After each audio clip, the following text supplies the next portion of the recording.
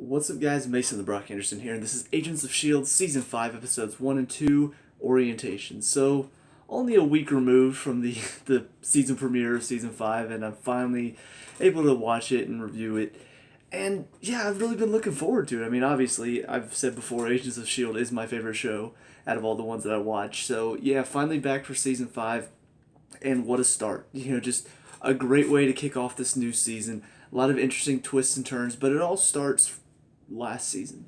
And this is something that Agents of S.H.I.E.L.D. has typically done well. They've done well to end each season on a bit of a cliffhanger. There was the season where Gemma got sucked into the rock, and that was a little bit of a ball buster. It's kind of like, okay, come on, guys. Like, you're just going to have her get sucked into the rock and then disappear, and then that's how you're going to end it, really? But they started off the next season very well. They picked it up several months later. They didn't treat it was like, oh no, what happened, and all that stuff. We just got to experience it later on down the line. But the past two seasons, the cliffhangers have been really well done. It's been enough for us to be like, okay, what's going to happen? But they didn't really answer a lot of our questions. They showed us some things and got us excited for some things, but then they had other things that are like, I don't know what to expect now.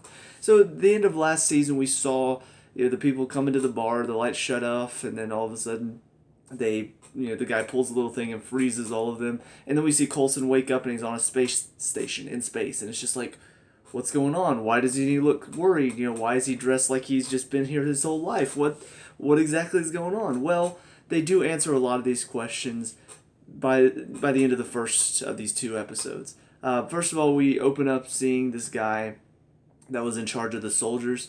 Apparently, he's an alien.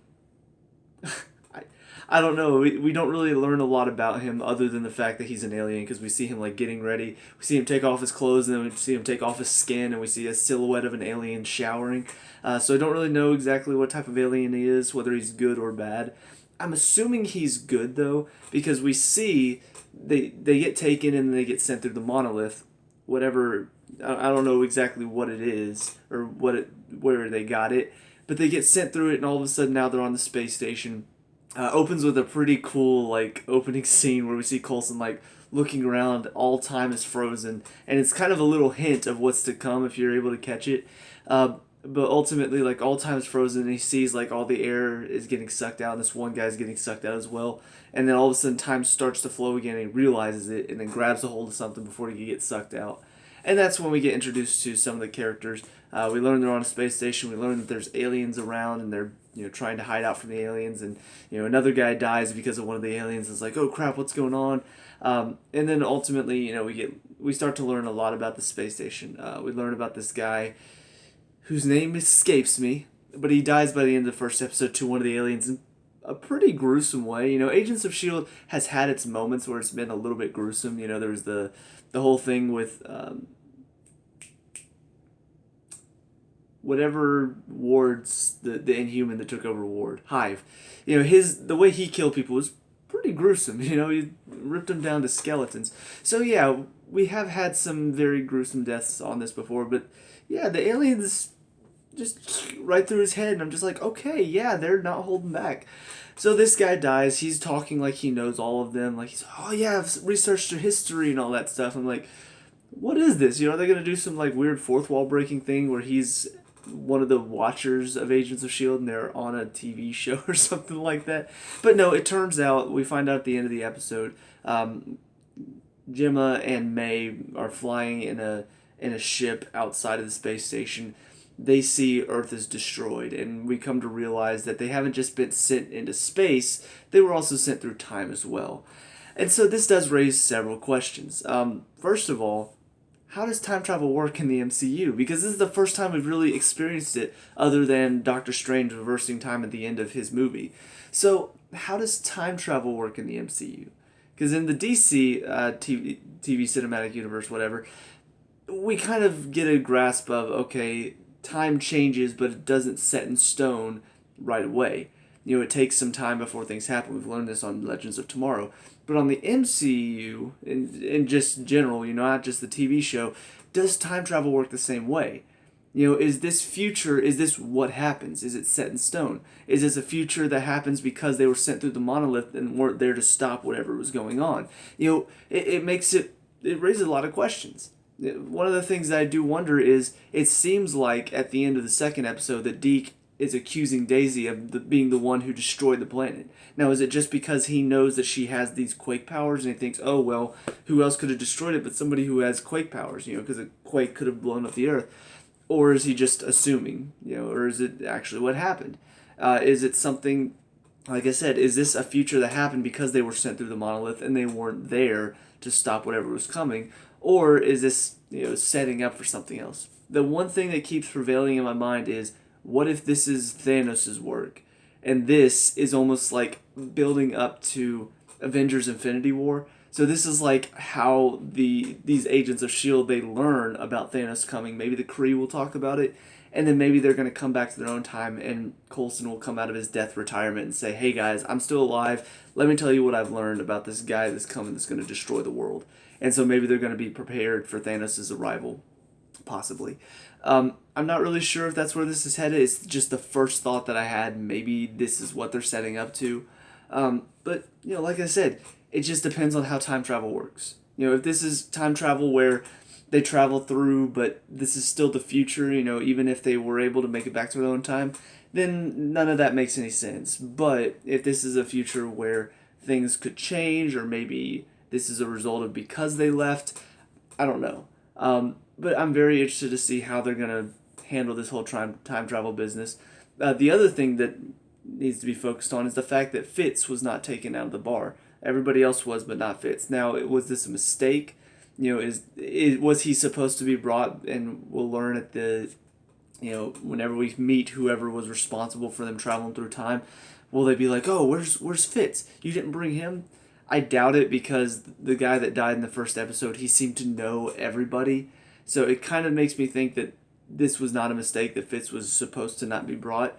But I do have to wonder why. And once again, just the first thought to come to mind for me is I'm thinking maybe future Fitz is the one responsible for them being brought through. I don't know how that's possible. We haven't seen any sort of uprising or anything like that. It seems like that one guy that died in the first episode was the only one that truly believed in this and thought he was, he's the only one who seems to know that they were brought through the monolith in the first place. So I don't know. I'm kind of curious to see why Fitz wasn't brought. Maybe they realized the only way for the agents of S.H.I.E.L.D. to get back to their own time was to have Fitz on the other side, because he's the only one that could possibly get them back, using the monolith. I don't know. But I'm very curious to see, what's going to happen with that. Just some of these questions that it raises, the fact that they traveled through time to the future. I'm kind of curious to see what's going to happen. How is this going to affect anything? Are any of these characters that we're meeting now, are we going to find out that they're future, descendants of any of these agents? Like there's already sort of a romance budding between Daisy and Deke. I'm kind of hoping that they don't go that route, because, frankly, I don't think this is time to be building romances anywhere. He does sort of drop a little one-liner on it, but it's almost treated like a joke. So I'm hoping that that's not where they're going with this, because, frankly, romance has always sort of been second nature to the show anyway. So I don't really expect them to do that, but at the same time, it would be kind of funny if they decide to sort of build a little bit of a romance just to find out that Deke is like her grandson or something like that. I don't know. It would be really, really weird and awkward, but at the same time, it would be a little funny as well, because he's sitting there hitting on her and just like, oh, never mind. But anyway, so we experienced all that in the first episode, and to be honest, after the end of the first episode, it kind of felt like, I don't know, it kind of felt like they were playing with my expectations a little bit, because throughout most of the first episode, it felt like it was supposed to be almost like a horror movie, the way they're building it up. Everything is dark, and you got aliens coming after them, and it's all in the dark. It's just like, what's going to happen? Anybody could be picked off at any time. Like I said, that one guy right through his head and then taken into the darkness is like, holy crap. And so, yeah, it kind of felt like it was building up. Maybe it's going to be like a horror movie type of season where every week it's just trying to survive. But then by the end of it, they meet everybody else. They see this space station and all of the people living there. And then it's kind of like, okay, so this is what we're building to. It was kind of funny to see the expectations being played around with a little bit. But yeah, they meet Deke by the end of the first episode. He's kind of going to be their tour guide. He's the one that's, he seems to know a lot more than he's letting on type of character. And they're doing a good job with him so far. They're keeping him a bit shrouded in mystery. We're still not entirely sure of his true intentions. We just know that he's kind of a scam artist by the end of the second episode. But yeah, so talk about him really fast. Daisy is following him because, like I said, he seems to know more than what he's letting on. And so she follows him to this little den where all these people are like sleeping and look like they're just enjoying themselves. She calls it an opioid den. That's kind of what it seems like just by looking at it. But then she steps into the room where he's sleeping, and she comes to realize that apparently he set up this whole little own version of his framework. And so people come in there, he turns it on, they pass out, and now they're in the framework. And this is their version of opioids because it's like, oh, we're on Earth again. It feels good to imagine what it would be like on Earth and stuff like that. But ultimately, we find out that it's not really what Earth was like. It's based on the framework program, but it's not quite the framework program. He had to make some modifications to salvage what he could, and so it's almost like a, what's the word I'm looking for? I'd say like an idealistic version of our world, I suppose. But yeah, so people are like really, that's what they do pretty much to get on drugs in this one. It's like, oh yeah, oh Earth, it's so beautiful here. It's kind of weird, but at the same time, it does sort of make sense because all they see every day is just this horrible, desolate place being run by Kree. And speaking of the Kree, to see that they're involved in this is actually really a lot of fun because we've talked about the Kree a lot, obviously with all the Inhumans and stuff like that, and the fact that they're descendants from the Kree. Yeah, they have been mentioned quite a few times, but they haven't really featured in the show except for like a couple cameos. And so to see now that they are directly involved, they're like the main antagonists for this season, it makes it very interesting. I'm excited to see how they're going to handle it. But we see a few of the Kree that stand out already. The first one is obviously the woman, almost like, I don't know, I want to say she's like the bodyguard or the security guard, the bouncer. Anybody that acts up, she's got these two little balls that she just like can control, and she'll just like throw them at people, and then it'll just and like through chests, through heads, just flies right through them and kills them. So she's pretty much the enforcer. She's the one that makes sure that all the rules are followed. And then we meet the leader of this place, and yeah, he's kind of weird, very eccentric. But we see Gemma ends up getting taken in because one of the humans that was taken to a higher plane, to become like the Kree, he gets stabbed in the middle of this little food fight going on. And so Gemma steps in and saves his life, cauterizes the wound. And so, of course, that's not allowed. So she gets taken in. She's brought to the leader, who actually does sort of appreciate the fact that she does such good handiwork. He sees how, like, flawless she is, and he's just like, oh, I want you. You're going to become one of us. I can't remember what they called the humans that become like the Kree, it starts with an S, I'm pretty sure. But yeah, they're like ascended to a higher plane type of thing.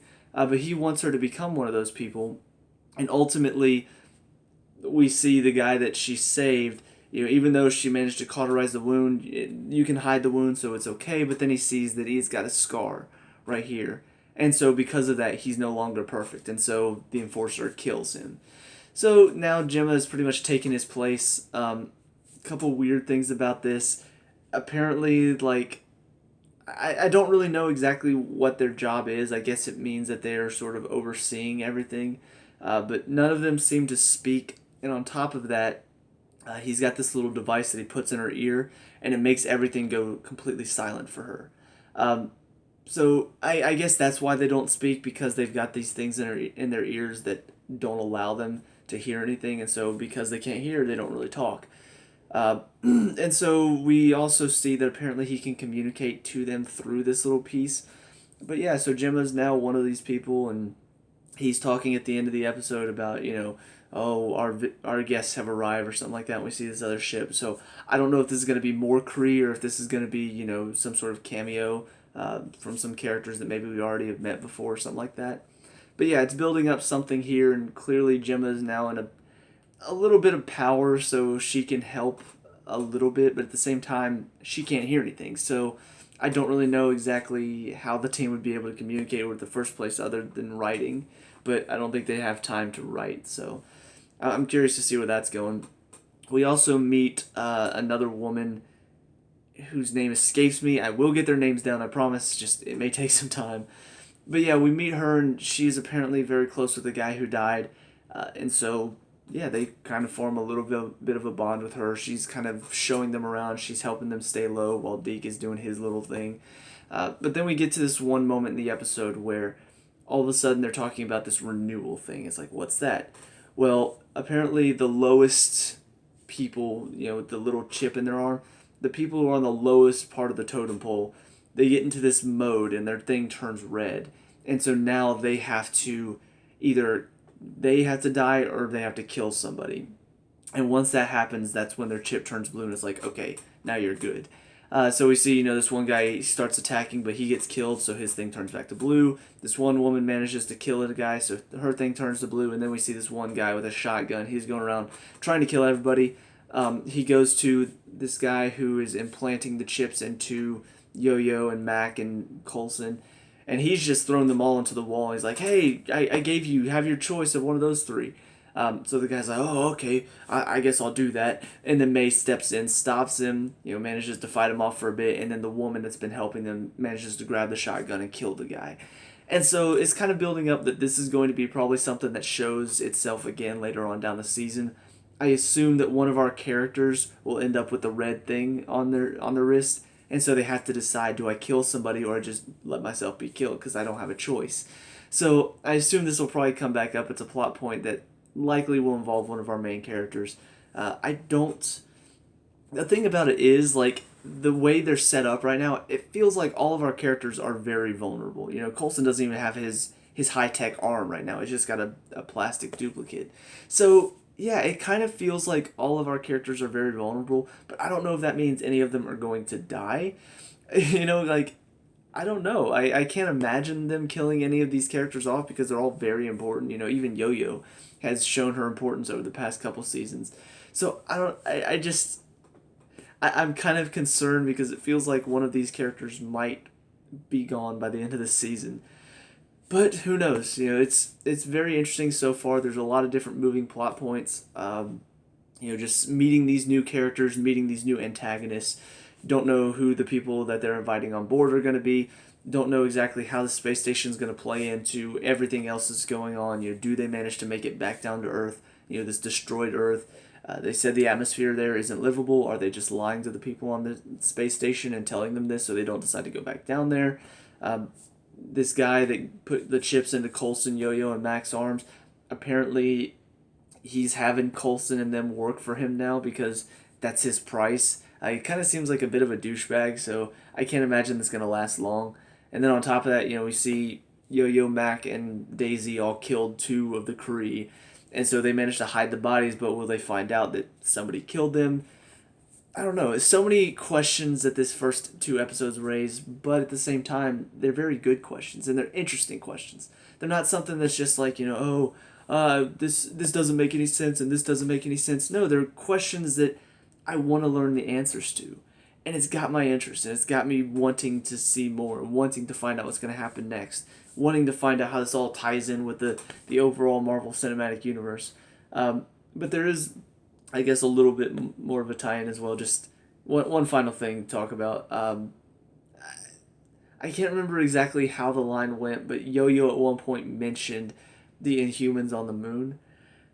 I don't know how she heard about this, but I guess they sort of referenced it to say, hey, these two tie together. I don't know if the Inhumans are going to play into this episode at all. Maybe one of them managed to survive this onslaught that happened. I don't know. I'm still curious to see how all these humans ended up on board anyway. And do any Inhumans still live? That's kind of another question that it raises. But I guess the main thing is I'm kind of wondering, how far in the future is this? They never really give us an exact date. They just say it's in the future. That's all we know. The world has been destroyed. That's about it. So is this like 30 years in the future? Is it 50 years? Is it 1,000 years in the future? Who knows? But I think once we learn that, we'll determine exactly what is possible. is Fitz still alive in this, and he's actually the one that's been orchestrating all this, bringing all of his friends from the past into the future so that they can help him fix this future or something. I don't know. But I'm really looking forward to what's coming next, so hopefully you guys are too. Let me know what you guys think down in the comment section below. What were your thoughts on this first 2 episodes? Let me know. We can talk about it and discuss all the good stuff. Leave a like and subscribe for future Agents of S.H.I.E.L.D. reviews. I'll see you guys in the next one. Peace out.